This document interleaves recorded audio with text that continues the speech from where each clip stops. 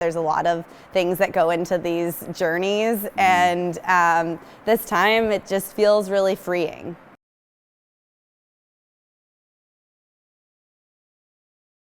What I was hoping to get started with was how you did in the World Championships. Okay. So you're just coming off of a silver and a bronze medal win. Yes. How are you feeling right now heading into an off season? I'm feeling really good about the year. Yes, I'm really proud of World Championships. I'm proud that I medaled in my first World Cup of the season, and then was able to also follow that all the way through and to the end. And I felt like I hit my goals. I'm bummed I didn't win, of course. That's the true goal. I wanted to be world champion, but I can't be upset with a solid performance, and that's what I had. How difficult is it to compete in a sport that is so heavily dominated by Europeans historically? Ooh, great question. I think it's all I know is to compete in this sport in this way, but of course it's frustrating. It becomes frustrating when you see some of the decisions that are made, and just to feel like you're kind of always on that uphill battle. But that's just part of it, and that's also, on the other side, the challenge of the sport is what keeps me coming back to it. So if we didn't have that, I might not be here anymore. I don't know. You got into this through slider search. Is slider search helping to kind of chip away at that European dominance and allow the Americans to really gain some ground? I mean, when you look at the Olympic team, both men and women, and the way they've performed over the past couple of cycles? The slider search is huge for us. It really is so key to us being able to have that pipeline of athletes that be consistent. I don't know if it helps us kind of compete with other countries on a different level, but I think it's imperative for our success and the success that we've had so far, definitely. I know that's how you got into it, but how do other people get into luge? It seems like, if you were playing lacrosse or soccer or basketball, right? There's programs everywhere. Right. Not so much for luge. No, I think it kind of finds you, right? So there's a few of us on the team who have gotten in through different ways. Some people have lived locally and kind of come around to the track through the local program, but most of us are through the slider search program.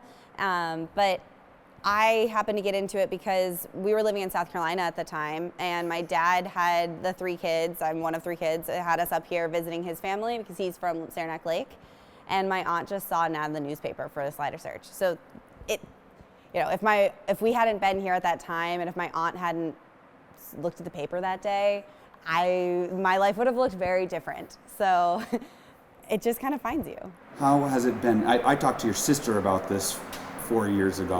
What was it like to have your sister be somebody who essentially got you into the sport in one way or another?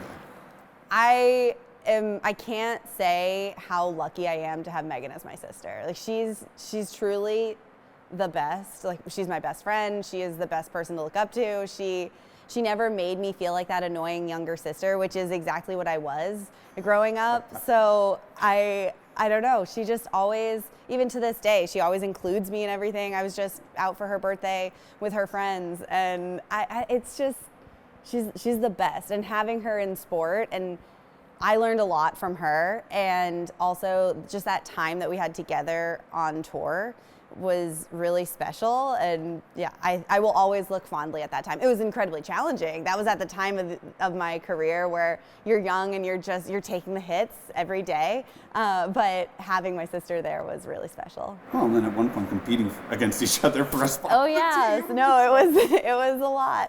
I can imagine the dinner conversation after that was not exactly peaceful. But it is, though. That's the thing. That's what's special about Megan, is that I always felt supported by her, even when we were directly competing for an Olympic spot, right? There was nothing left unsaid. There was nothing to be negatively said. She just is the best. I don't know how to say it. How does it feel for you as an opportunity to go compete most likely to compete in the Olympics in Milan, we'll see. Right?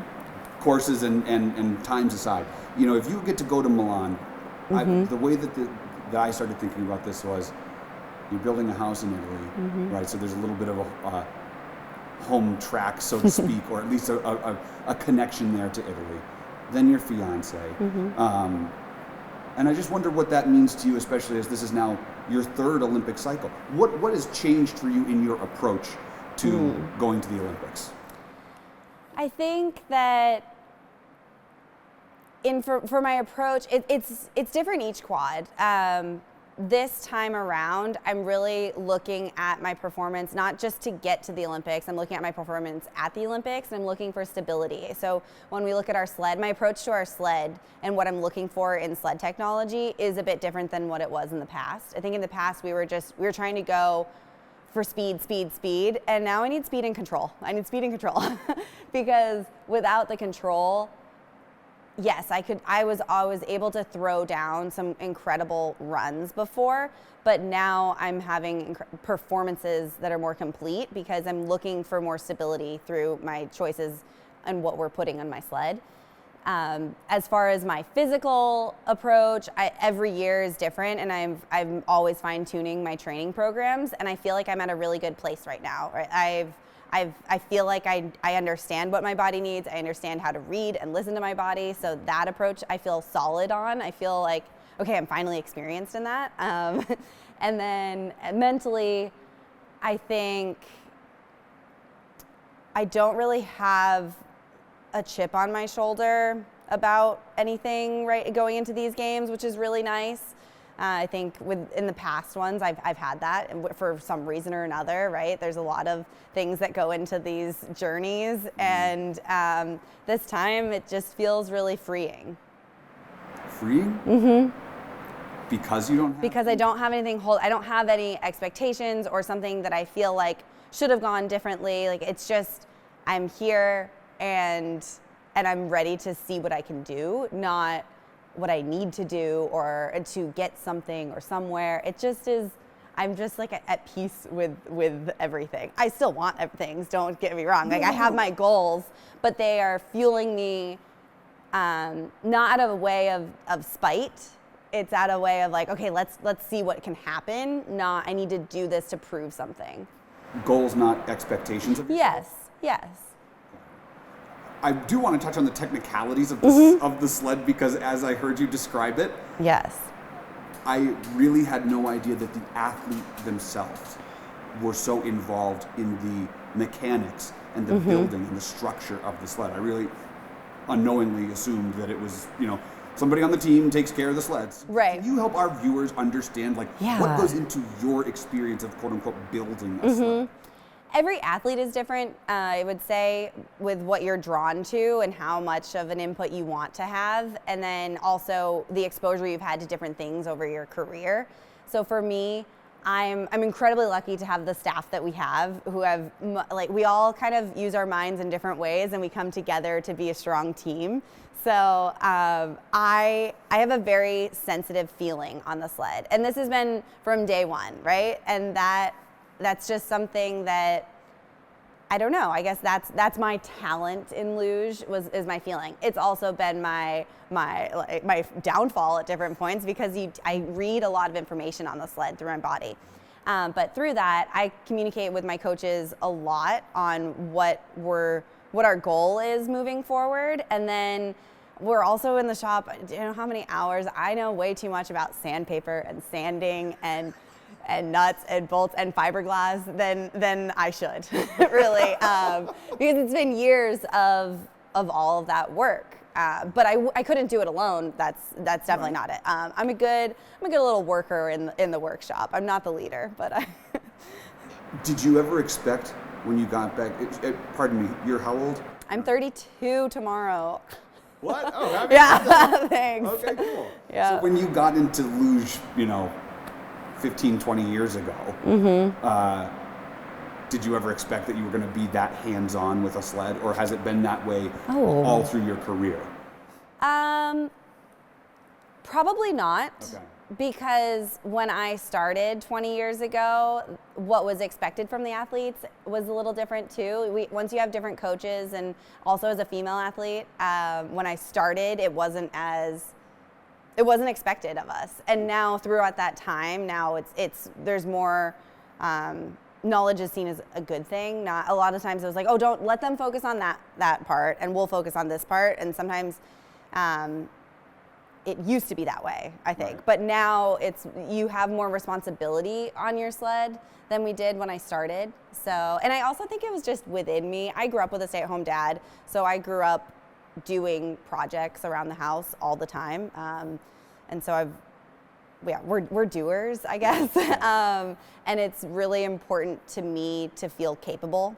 So the only way to feel capable is to do a lot of different things and to learn a lot of different things. So it was kind of inevitable that I would be that in here, I think.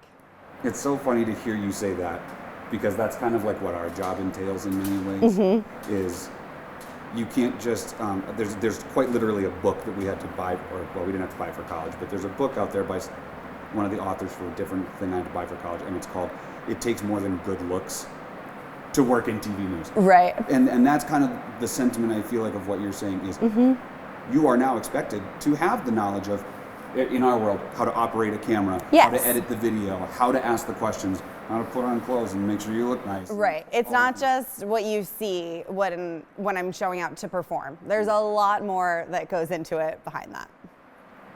But being capable of doing all of those things, I would imagine, gives you more of a sense of control. Yes. Yes, I agree. It does. You don't have to agree with me. No, I do. Sorry, I just touched something. It can also, it's like anything. I truly believe everything is like a pendulum, right? Like we swing one way and then we overcorrect the other way, and trying to find the balance there is really challenging. And if whatever your strength is, if you rely on it too heavily, it's going to become your weakness. So I feel like I'm at a point now where I'm pretty well-rounded in my strengths. Like I grew up, my problem was always my start. My whole story of being an athlete when I was younger, she's a great slider, she's just slow at the start.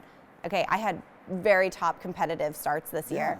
So it's like, okay, finally, I made up for that weakness. But but getting better there, it takes a little bit dip somewhere else. So you can't be perfect in all of the areas. No, never. Though you want to be. Absolutely. But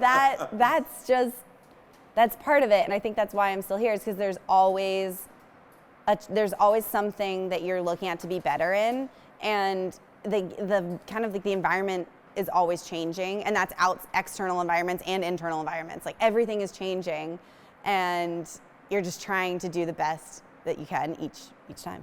Is it hard?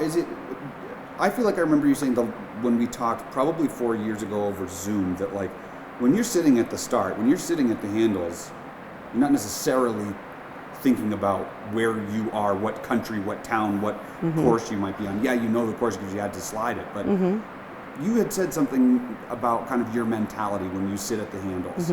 I love that moment, yes. Right when they clear the track and the clock goes green, that's when everything falls away.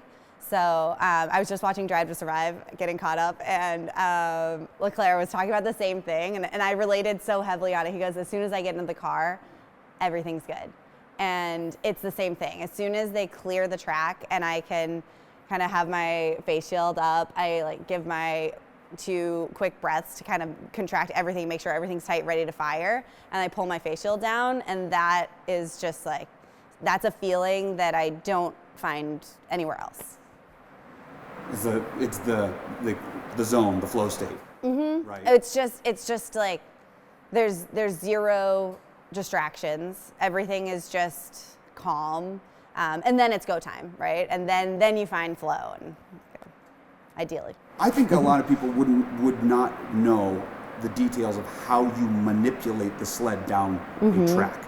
Can you explain to somebody who's maybe not familiar with how it works? I get it. I get when people watch the sliding sports and sometimes they say like, aren't you just sliding down a sheet of ice? But luge, we have so much control. Our sleds work off of a scissor system. So you push down on one side, the other side kind of comes up and it directs you.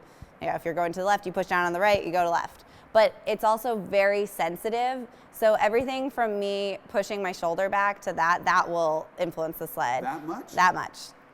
That's me steering. So it's very small. If I rotate my head, that affects it differently. How I breathe on the sled affects how much height I can get in a curve. So we really have so much control, which is why luge athletes take so long to develop, because to train all of those things, like it's just, there's a lot of control. And yeah. You have to train those systems in isolation, and then you have to teach them to work synergistically. Yes, and then you have to teach people how to react and also play it, right? So how to crash properly, how to, like, all of that is a part of it and part of the learning process.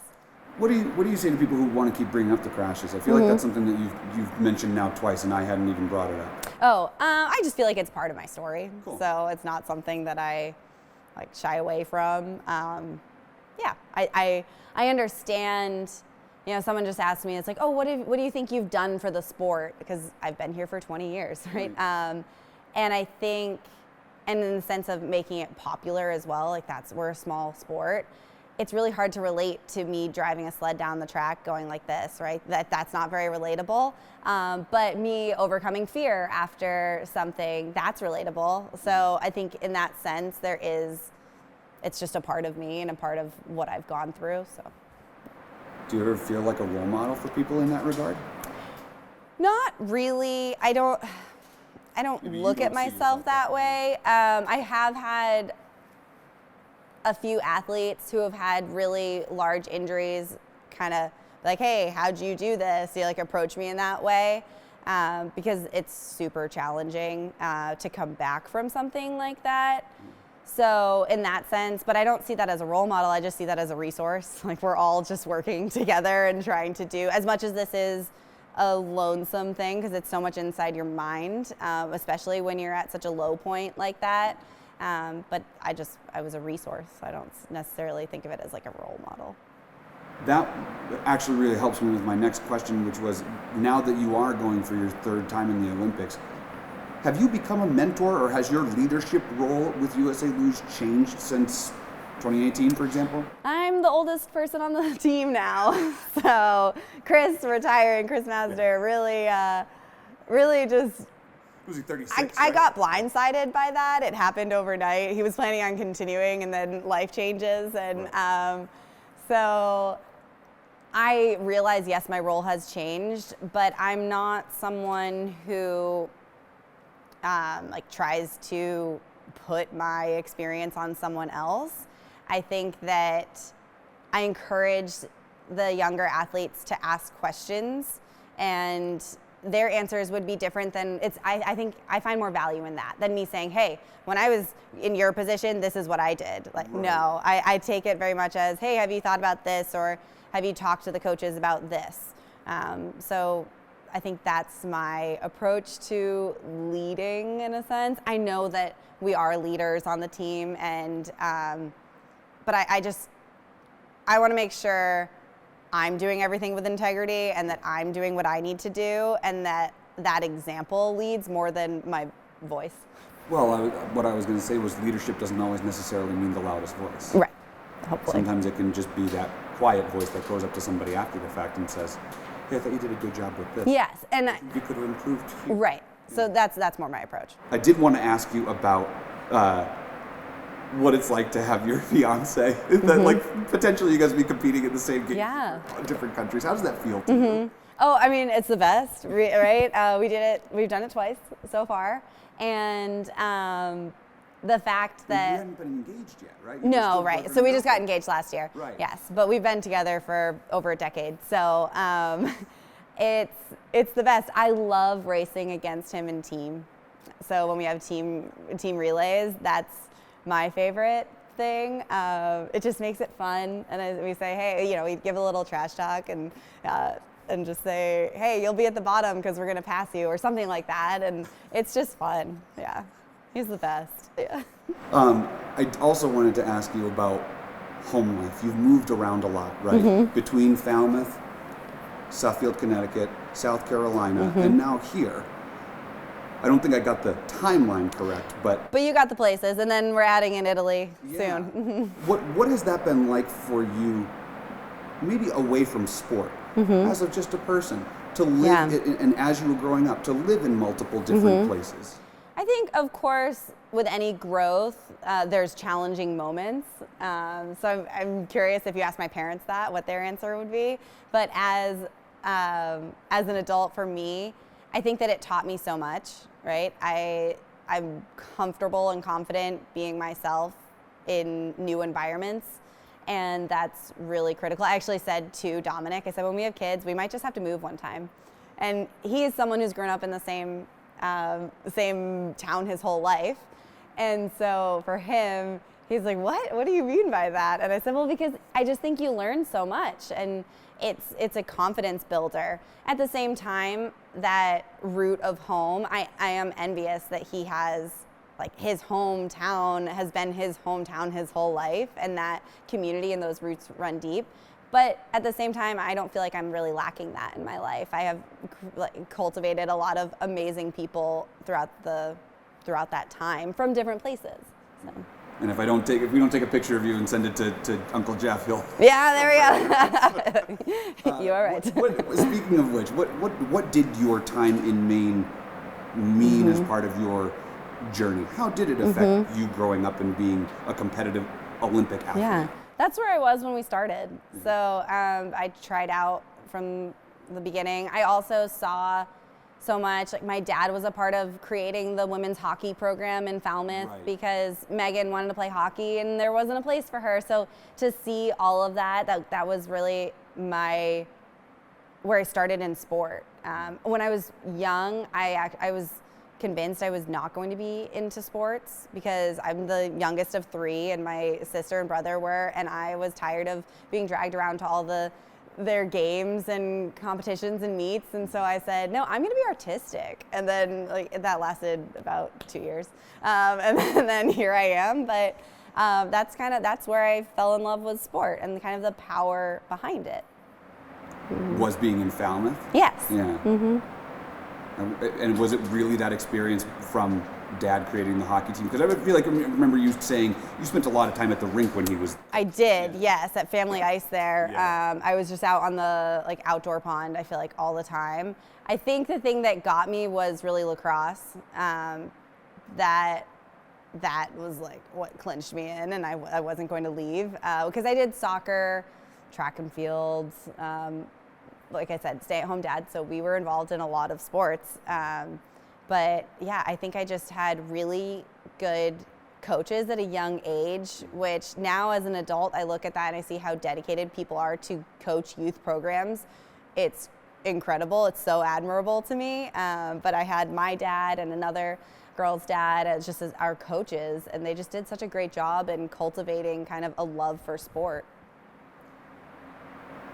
One thing I've noticed, at least in the U.S., and that I've noticed it, well, in the U.S. now, especially in 2025, there is such an awareness and an emphasis on women in sport. Mm-hmm. However, it seems like in international sports like luge, there hasn't quite been the same divide or maybe lack of coverage that there had been in the U.S. up until recently. Did you notice that at all, or not really?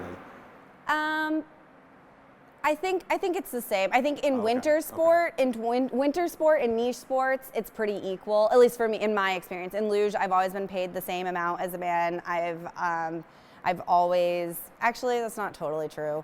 Women's doubles and men's doubles are a little bit different, but I never felt like I was less than in our small sport. But then you look at ski jumping, it's completely inequitable. And then all of their they don't really have professional women's sports. So I think we're in the forefront of that as Americans. And then we'll see where it goes in Europe. When it comes to international sport, though, yes. I guess I just felt like, because what occurred to me was, I remember, what was it, 2023, Isaac, that March Madness, there was a huge uproar because the men's the facilities and the food. Yes. It was unbelievable. Yeah, and I saw. Somebody else got a community center basketball court and a rack of dumbbells that went up to 15 pounds. Mm-hmm. And they were like, "Are you kidding me? These guys have an entire ballroom full of Olympic lifting." Right. It looks like you walked into a CrossFit. Yeah. Right. And I wasn't sure if that's something that being a professional athlete, if you've noticed anything in the change of how women in sport have been treated, essentially. I think this kind of connects back to what you're saying before, as being international and being in a European-dominated sport, but then being Americans. I, as an individual, as an American athlete, have always felt equal to my male counterparts. I don't know if some of my international competitors could say the same about their lived experiences. It's something I think about when I think of moving over there, because I see, I don't know, I was always encouraged to play with the boys and beat the boys, right? Like, don't expect less of yourself because you're a girl. Like, that was, I grew up with a stay-at-home dad. I've said it 3 times, but it really was so integral to me growing up the way and that I have, and to have these feelings of, I want to be capable, I want to do all of those things. That was really modeled for me, and I feel like I've tried to internalize that. And when I think of living and growing up in Europe, or having kids in Europe kind of in the future, I think that's something that I need to like drill in as the example, because it's just so important, right? Like, why would we expect less of ourselves? So I look at it, there's a lot of talk right now. Is it going to happen in Cortina? Is it going to happen in Lake Placid? I'm not getting really invested either way, because my relationship, like, we win, right? Like, Dominic gets a home Olympics or I get a home Olympics. So that's all I have, right? That's as far as I've thought about it until they tell me where it's going to be and when it's going to happen. Well, we know when, but. You had a quote in an article recently from Team USA. Mm-hmm. I didn't read that one. It just came out. But there were 2. Mm-hmm. One of them was about your outlook on Olympic medals. Yes. And I'm not going to put words in your mouth, so I guess I'll ask you, what is your outlook on your teammates who have won Olympic medals? How do you view them? Oh, on my teammates who have? At all. And my friends and family. Yeah. I think it's incredible. They did it. They did what they were setting their goals. They accomplished their goals, but it doesn't change them, right? They're still my teammates that I've grown up with, and their life is really cool for a month, and then it goes back, right? When are you going to win your next medal? Exactly. So it's a really cool experience, and it's huge for all of our funding and everything that way. Like, it's great for programs. I just don't think that they're life-changing. Yeah. Maybe not as much as competing like this for years and years and years. Oh, definitely, right? Yes, right. Yes. You had another quote in there about self-doubt and how that kind of drives you. Did I get that right? That doesn't sound quite right. No, but how, when you doubt yourself, you. Oh, like, if I doubt if I can do something, I have to try. I have to do it. Yes. So that does. If there is a bit of doubt within me, so we talked about, I chose not to go to the last 2 World Cups on the season. If I had doubted if I could do that, if I could go back to Pyeongchang and compete there again, if there was an ounce of doubt, I would have been there. I would have had to have been like, no, I can't shy away from that self-doubt. I need to see it through. So that does drive me sometimes. How do you balance that sort of need to conquer your self-doubt, right, with maintaining a level head, as all athletes need to do?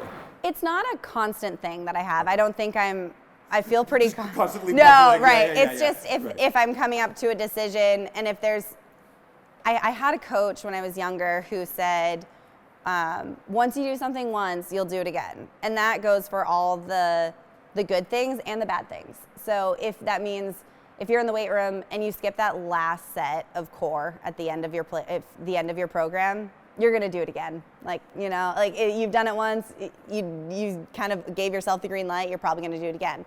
That also goes for if you finally make it through a curve for the first time and you do it correctly, you're gonna be able to do it again. So what do you want to kind of allow yourself to do again in life? So that means, so when I come up to a decision, if I feel like I'm choosing one decision because I don't want to deal with something on the other side, that's not okay, right? That's what I mean by the doubt. You have to conquer that. Yes, and prove to yourself. Because I don't want, what other door am I going to show up to in life? Like, what am I going to just choose the easier way? Like, I don't want that for my life. So that's what I mean by self-doubt. Not necessarily like, oh, I can't do it now. No, yeah. What you said was how I had interpreted reading your quote the first time. Okay. What do you wish people knew about you as a person, not necessarily an athlete, that maybe they don't ever get the chance to hear? I don't know. I think maybe just that we're all people and we're all just trying to do the best. Why are you giggling? Because I think it's like, what do people really know about me to begin with? So okay. I don't know. I don't know what people's perceptions are. I don't know where I would want to correct. No, I mean, it's not perceptions, but I mean, like, what do you wish, you know, like, of all the different things that keep coming up in interviews and media about your athletic skill and then like the things in your life, what do you wish? Is the takeaway? What do you wish? Maybe all the reporters focused on that they never did. Is there any part of your life that you wish people knew more about? No, I think that everything's pretty, at different times, has come up pretty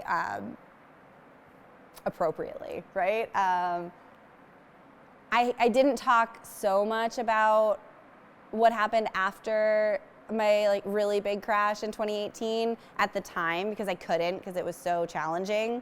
So maybe there's still some things left unsaid about that, but it's really, I don't know, it's also the same story of a lot of athletes out there, right? Like, we all are going through our challenges and we're all just trying to be intentional about how we can come back from them and be stronger and be better.